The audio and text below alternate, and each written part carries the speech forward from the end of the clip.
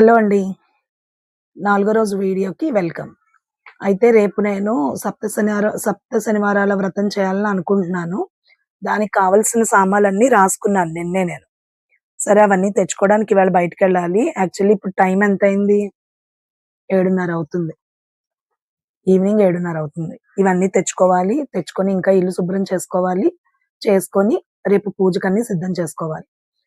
అయితే ఇప్పుడు దానికి కావాల్సిన సామాన్లన్నీ తెచ్చుకోవడానికెళ్తాను. ఓకే. సో, ఇవన్నీ చూసిన తర్వాత అదే ఏమన్నా మర్చిపోయానా అని ఆలోచిస్తున్నాను. తీసుకొచ్చిన తర్వాత చూపిస్తాను మీకు. సరే అయితే వెళ్ళేటప్పుడు వీలైతే వీడియో తీస్తాను. ముందుగా మేము పువ్వుల షాప్‌కొచ్చాము.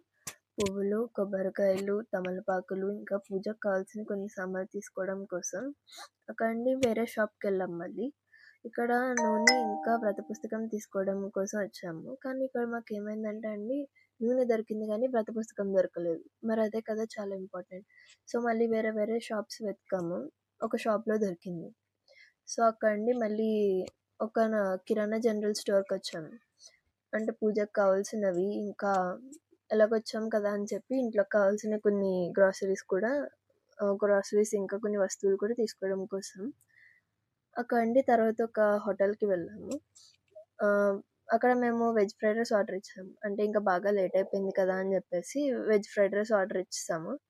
అయితే అక్కడ మేము వెళ్ళేటప్పటికి ఆల్రెడీ ఒకళ్ళు ఆర్డర్ ఇచ్చినట్టున్నారు. సో, వాళ్ళది మాది ఇద్దరిది కలిపి చేశారు అక్కడ.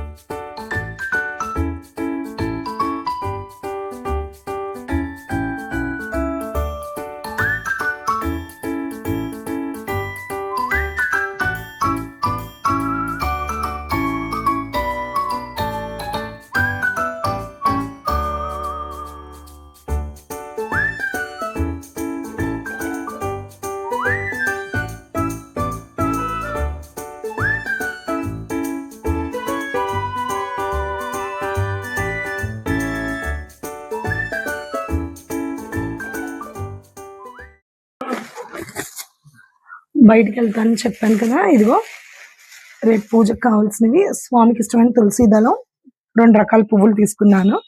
ఆకులు, ఒక్కలు, అరటిపళ్ళు, నువ్వుల నూనె, సప్త శనివారాల వ్రతం బుక్.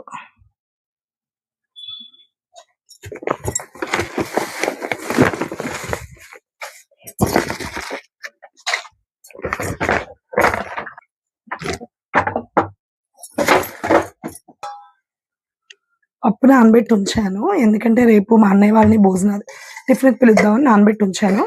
ఇప్పుడు పక్కన పప్పు గ్రైండర్లో వేసేసి ఇవన్నీ సర్దేసుకొని పిల్లలకి ఇంకా రైస్ ఒకటి ఉండాలి. రైస్ ఒకటి కూడా వండేసి చేస్తాను. ఇంతేనండి వాళ్ళకి. మళ్ళీ రేపు ఇంకో వీడియోతో కలుద్దాం.